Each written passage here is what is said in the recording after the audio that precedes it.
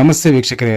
ರಾಜಮೌಳಿ ಅವರ ಬಹುನಿರೀಕ್ಷಿತ ವಾರಣಾಸಿ ಸಿನಿಮಾದ ಟೀಜರ್ ಕೃತಿ ಚೌರ್ಯದ ಆರೋಪ ಎದುರಿಸುತ್ತಿದೆ.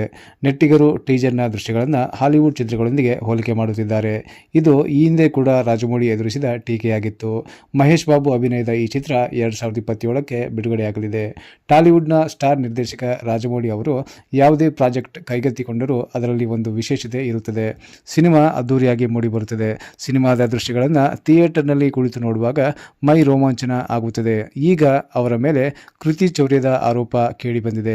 ವಾರಣಾಸಿ ಟೀಜರ್ ನೋಡಿ ಅನೇಕರು ಇದನ್ನು ಹಾಲಿವುಡ್ ಸಿನಿಮಾ ದೃಶ್ಯಗಳಿಗೆ ಹೋಲಿಕೆ ಮಾಡಿದ್ದಾರೆ. ರಾಜಮೌಳಿ ಅವರು ಮಗಧೀರ, ಈಗ ಬಾಹುಬಲಿ 2, RRನಂತಹ ಸಿನಿಮಾಗಳನ್ನು ನೀಡಿದ್ದಾರೆ. ಇವೆಲ್ಲವೂ ಫ್ಯಾಂಟಸಿ ಚಿತ್ರಗಳು.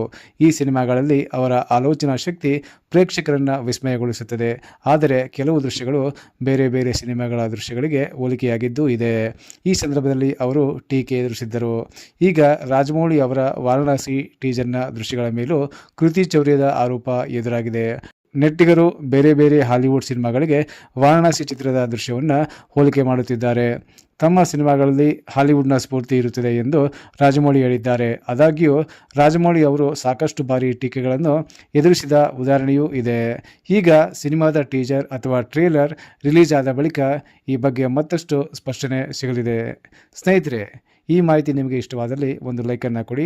ಇದೇ ರೀತಿ ಮತ್ತಷ್ಟು ಡೈಲಿ ಅಪ್ಡೇಟ್ಸ್ಗಳಿಗಾಗಿ ನಮ್ಮ ಚಾನಲನ್ನು ಸಬ್ಸ್ಕ್ರೈಬ್ ಮಾಡಿಕೊಳ್ಳಿ.